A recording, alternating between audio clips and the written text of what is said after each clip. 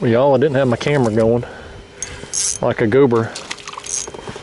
We got a nice crappie here that I just live scoped.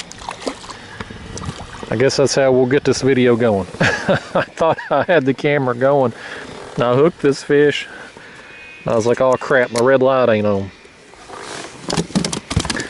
This, folks, is a crappie, and it's crappie number 1 using that right there. Got me a new toy here on Black Friday holiday sale. Got a Livescope. And that ain't a bad crappie to be crappie number 1. I brought me a board here just so I can measure. I got my bucket. May keep a few of these today. Get some that's legal size. Yep, that one there is just shy of 12 inches, about 11 and a half. They got to be 10 inches out here to keep where I'm fishing today. So let's just stick him there in the bucket. Down he goes. And yeah, kind of give you all the, let me turn this way into the light. Boy, my camera lens is dirty too. I'm batting 1,000 today, folks. But anyway, I'm out here on Fort Loudon Lake, Fort Loudon Reservoir, using my new toy. I got me this Livescope here. That's a Garmin, I believe that's a UHD 93, something like that, screen. And then I've got the Panoptix Livescope attached to it, which I have mounted here on the side of my kayak on this mount here, where I can articulate it whichever direction that I want it to go. So basically what I did is I went up and fished a couple of these docks. I didn't fish, I scanned them with the Livescope. I didn't really see anything going on, and so I come down here making my way back in this corner because the wind's kind of swirling around here today. It's been a little bit of a nuisance.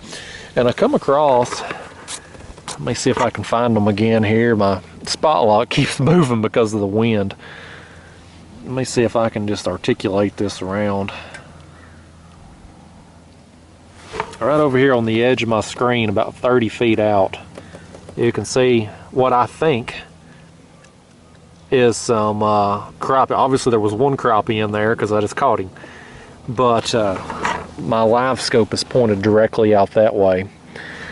And I saw them fish there on the screen, made a cast. We got a crappie. So I'm just using a gulp minnow, just a 1 inch on a 1/64 ounce jig head, letting it fall down, working it back. There you can see. That right there is what I'm casting. I have no idea what I assume that's crappie. You can see them moving around a little bit there. But you know, this Livescope, it's new to me. It's a new toy, something I've been on the fence about getting for a while.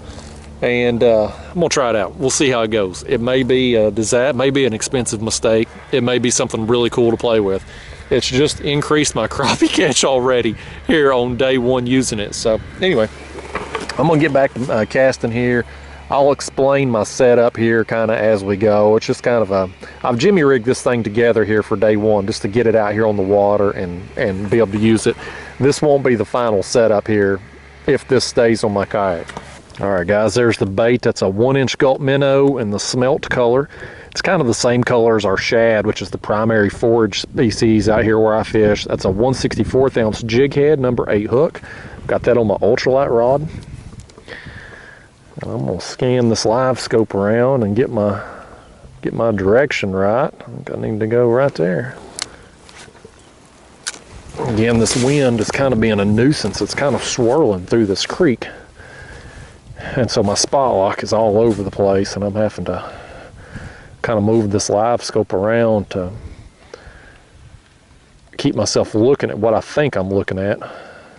Right there's another one. Just like that. Next cast. I don't know if that's a crappie or not.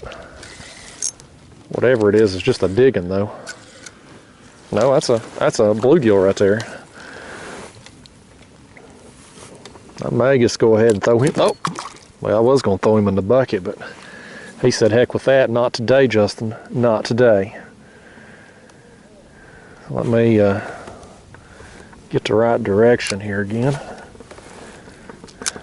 It'll be easier on days where the wind's not blowing like it is, or even if the wind was just consistent in a direction, but the way it's coming through this creek, it's just kind of swirling around, and my spot lock is pulling me every different direction. So if I had some consistency, if I could sit still, this would make this a lot easier. But Mother Nature said, Justin, day one that you're trying to learn this, we're going to make it difficult on you. So it's all right. We'll get it dialed in.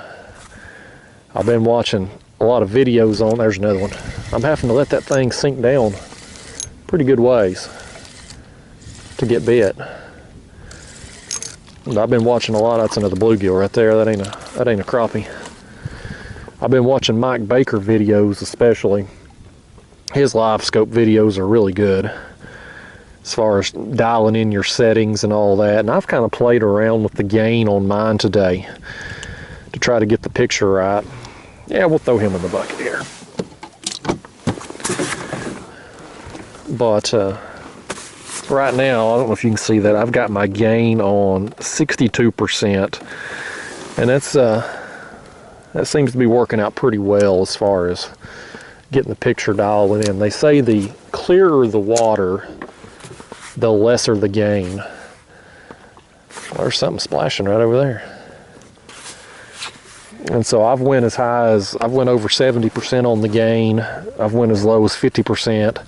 But right now, 62% seems to be right there where I want it at. And again, this handle here on this mount is, I got hit. I think that's going to be another bluegill though. I thought there was some bigger marks in there that looked like crappie. Obviously there was one crappie in there. Crappie usually aren't alone. Yeah, we'll go ahead and keep one more. This will be the last bluegill. That'll be the last one of them that I keep. But yeah, y'all, just playing with my new toy. You know, expensive piece of electronic equipment here. You know me, I got to complicate the hell out of the simplest things. That's how us fishermen are. So I don't know if this thing will help me catch any more fish or not. I had a hit right then. But I'm going to try it out a few weeks. See if I can get it dialed in. If I can, great. If not, I'll just sell the thing. Take a little bit of a loss, but it would have given me the chance to try it. So, I got tapped again. Oh, there's another one. I think that's a new blue. No, he come off. I think I need to slide over just a little bit farther to get myself in casting range of what I'm seeing there, right on kind of the edge of my screen. And I've got my depth set out 35 feet. The closer your range is to you, the more clearly things seem to show up on there. That's why I started at these docks up here to begin with. That way I could see the dock pilings or the dock posts there, just to have a reference as to what things look like and kind of get my gain positioned like it needs to be. There's another fish. This may be mostly bluegill I'm seeing on the edge of my screen here, y'all. That's another bluegill. Again, there's just a school of something right here.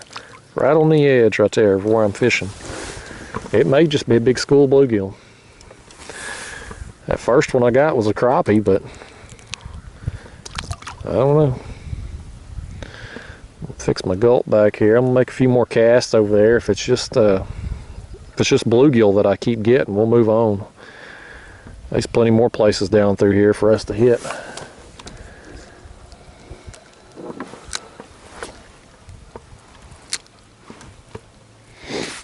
I see them. It's definitely fish that I'm looking at because I see them moving on the screen. They're swimming. Now what they are, I don't know. Clearly some bluegill, at least one crappie. Nevertheless, we're gonna have some fun today. We're gonna reel in some fish. I always get bit when you ultralight fishing with gulp minnows. There's another something, oh, he just got a little bigger. He just got a little bigger, whatever he is. He did not feel that big when he first hit. Oh, a little yellow bass. Hey, I'll take that. That's another one that'll go in the bucket right there, folks. And this school of fish that I'm seeing on the screen there, it may just be a mixed bag of fish. It could be a little bit of everything. You know, this time of year in these creeks in the fall here, where I don't know what the day is, the Sunday after Thanksgiving, whatever day that is, there's a little yellow bass. You know, anything could be in these creeks, just schooled up, eating shad, feeding up for winter. Got the line all twisted up there. Yeah, that's another species. So we got crappie, bluegill, and yellow bass now, just in a handful of casts. So there's another something pulling. Well, he smacked it, buddy. Oh, that's a bluegill. That's a nice one too. I'm not going to keep any more bluegill. I'm going to let this one go. I was just going to keep, if I got, you know, crappie or yellow bass or white bass, I was going to keep some of them to use as bait on the next catfishing trip. I don't want to fill that bucket too full though, because of the size of it. I don't want to keep them alive. I don't want them dying off on me. So I can't pack it too much. Sorry y'all, I'm distracted. I'm watching the screen. I'm watching where my bait is. If my daggone motor would keep me positioned just right, I'd be set. There's this one. Oh, he's just pulling whatever he is, man. They all feel big on the ultralight, but oh, that's another yellow bass. We'll definitely keep him. Y'all, I think this school I'm seeing is just again, I'll show you here on my screen. All that right there. You see these things, they're kind of moving around and stuff. So I think I'm inclined to believe it's fish. Obviously, about every time I'm casting over there, I'm getting bit. But you can see them just kind of moving around. We're getting bluegill, yellow bass, got that crappie first thing. So I think it's just kind of a mixed bag. I think they're all just kind of intermingling there. We'll throw him in the bucket. We'll make another cast over there. Again, they are right on the edge of my screen. Looks like about 25 to 30 feet out, and they are about, looks like between 10 and 15 feet. So I'm having to let that jig sink down pretty good ways before I get bit. That 1/64 ounce jig, I mean, it sinks slow. And I like that slow fall rate. I find that the lighter the jig I can get by with, the more bites I tend to get. Just when I'm, out, there's one. You see him just go thump. But when you're fishing this deep, it takes a minute to get down there. That's just a bluegill there. Over time though, when I get this thing dialed in, again, this is day one, so I don't know what the hell I'm doing with this thing. But once I get it dialed in, get the settings right, get a feel for what it is I'm looking at, to be able to identify different species of fish on the screen, I feel like I'll be able to key in a little better. But today we're just gonna catch whatever bites today. I'll just come out here trying to find fish along these pieces of brush and these docks. I was just going to kind of make my way through this creek just looking today, and again come across whatever this school is. Got another something here. I know the angles are all off, y'all. The wind again, the wind's got me, or the motor's got me positioned this way. I'm kind of casting cockeyed behind me. That's another bluegill. But you can see this thing's going this way. I've moved in a little closer to this, whatever this is. There's some fish just kind of swimming along. Every now and again you'll see a bigger fish, like right there goes one. That's a little bit larger fish swimming toward me here actually. But fascinating, just fascinating technology to be able to see in real time what's in front of you just by positioning this transducer. Just, it's amazing where we're at today with technology, ain't it? Well, that's a pulling, whatever that is. That's a pulling right there, man. Ultralight fishing, y'all, it just never gets old, man. Everything just pulls like the dickens. What is that? That's a big yellow bass. Well, that's a nice one right there. That is a nice yellow bass. I think our TARP, which is a Tennessee Angler Recognition Program, I believe they are 10 or 11 inches they got to be, which is, you know, considered like a, I don't know, anybody would consider a yellow bass a trophy fish, but I think that's like the standard. You know, if you're somebody into certificates and whatnot, they do that certificate program. I'm way too cheap for it, although it probably doesn't seem that way with me buying this fancy Livescope so I can see fish that I probably won't be able to catch all the time. But let's just throw this thing on the board just for doo-doos and giggles. Nope, nope. If I can get hold of him here. Now he's shy of 11 inches, so I can't remember if it's like 10 or 11 inches for these, but if it's 10, he is a TARP. If it's 11, he's close. Either way, he's going to go in the bucket here. He's going to be catfish bait's what he's going to be. We're going to get our money's worth out of this Livescope, even if it's just from bait. Here comes another one. I think it's probably going to be a bluegill here. That school of fish, y'all, has moved on my screen, so it was kind of out here when I first started fishing. Now you can probably see here my transducer, this handle points which direction the transducer's point. I've got it pointed back here now, toward the bank. And you can see how they've kind of moved up here just a little shallower. That's all fish right in there. They're about, I'm setting in 21 feet. And those fish are from about 10 feet down to 15, 18 feet there, it looks like. And they have moved up a little shallower here. You can just see them swimming right there though. So I've got to get kind of turned here in the seat because of the damn wind. Wind is just a hassle when you kayak fishing. I don't care what you're doing. No matter what style of fishing you're doing, the wind is always a nuisance. But I'm just casting back that direction, letting that jig sink down. And they're just nailing it there on the fall most of the time. If it hits bottom, I'll start working it back to me, just kind of twitching it. And if they don't hit it on the fall, they hitting it, reeling it back. A lot of bluegill in there, but we've seen the crappie and the yellow bass, and it's just kind of a mixed bag in that school.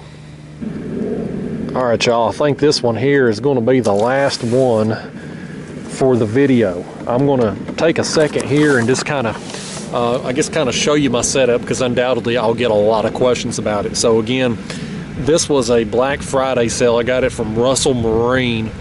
They had this graph, which again is the Garmin 93 UHD SV, something like that. The Livescope transducer that connects to it. And then it also came with a 30 amp hour lithium battery. And they had all that marked on sale. For some reason though, I did not get the lithium battery. So the graph and the transducer came yesterday. I assume the battery will be coming in a separate package maybe. I don't know. I got a call about that tomorrow. I got it yesterday, Saturday. I'm filming this on a Sunday. I'm gonna call them tomorrow and see what's up. So anyway, I had to take my battery that I normally power my regular fish finder. I had to take it out to power this. So right now I can only power this. I can't have my map and all that stuff on this. My end goal with this is to hopefully try this on some catfishing. And in order to do that, obviously I'm gonna need to be able to see the contours. And so I'm gonna need my Navionics chip. So I'll need this graph in addition to this. So I'm gonna need that other battery. So hopefully it'll show up. But anyway, I'm rambling on. What I've done here, just to get myself out here today and get this set up, I've put all this in a box. This Livescope has a black box, they call it. I've got it down there, the 5 million miles of cords and the battery, and then I attached the graph unit, the head unit, to this box. So now everything's portable, because I didn't want to mount this thing permanently on the kayak and not know if it's something that I'm still going to be using in a month or two. You know, if it's not something that's really helping me at all, it's not something I'm going to keep, and it takes up a lot of space here on the kayak. So right now everything's portable. The only wire I have running out from this box, well, I've got the power wires coming out of the box to the unit, and then there's one wire here that goes to my transducer over here, and this is a mount from Fishing Specialties made for kayaks. So there is a 1.5 inch ram ball Hobie mount here that attaches to the A-trail. I put another 1.5 inch ram ball to the transducer mount, and so now this whole thing can pop off in 3 seconds. And so you either got two options. I can leave this part on permanently and just not fool with it, and then just pop the transducer out when it's time to take the unit out, or I can just take the whole mount and everything off. Either way, it makes it super fast. And so I'm going to end up adjusting the handle on this, lower it down here so it's not right up here in my grill. But you know, this is again, I'm just kind of tinkering with things today, just out here just to get it out of the water. Pros and cons of day one here, the first hour of using this. The first pro obviously is it kind of saves me time. Now, did I catch more fish right here than I would have caught otherwise? You know, probably not, truth be told. But I started at those docks and I scanned those docks with this transducer, and I didn't see anything worth fishing in either one of them. So normally, if I was just fishing blind, just out here ultralight fishing, I would have made numerous casts at those docks, kind of worked my way around. But this saved me a little time by not casting where there weren't fish. And so when I made my way around here, I spotted what I thought was a school of fish, started casting, and started getting bit. So at the end of the day, would I have caught more fish because of this? Probably not, but it saves me time. So maybe in the end, maybe I would catch more fish. I don't know. One of the big cons, though, is the space that it takes. Again, you've got all that black box, all the wiring, the head unit. Obviously, you need a bigger screen to be able to see stuff well. It takes up a lot of real estate here in the kayak. So, you know, that's definitely a con. You've got this transducer here that you have to, you know, maneuver around. It's one more obstacle here in the kayak. So pros and cons, obviously there's going to be that with everything.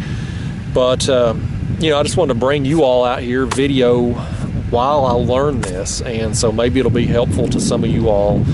It's going to be a work in progress. This ain't something you just flip a switch and obviously just start, you know, catching a ton more fish. But it'll definitely be a lot easier. I've got a bunch of wind noise on the camera right now probably. This wind is gusting, and again, it just keeps spinning around here through this creek. So I'm going to wrap up the filming portion of this day. Again, I just wanted to film, show you all day one, show me using this thing and how I've got it just kind of jimmy rigged together here to get myself out. As we get on further in, as the weeks go by, this will get more dialed in for me, I promise. But I'm going to wrap up the filming portion.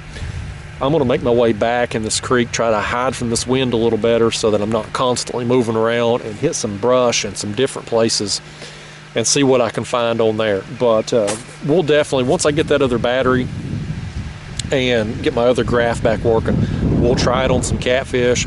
I'll at least have it out there while I'm catfishing. even if I'm just suspending or doing whatever like I normally do, we can watch fish on this graph and see how they react to the baits, see what they're doing down there, where do they go, how are they moving. I'm fascinated to learn and to watch these fish and see what's real. I mean, I have my thoughts and my theories as to what goes on down there, but with this technology, we don't have to assume, we can just see it.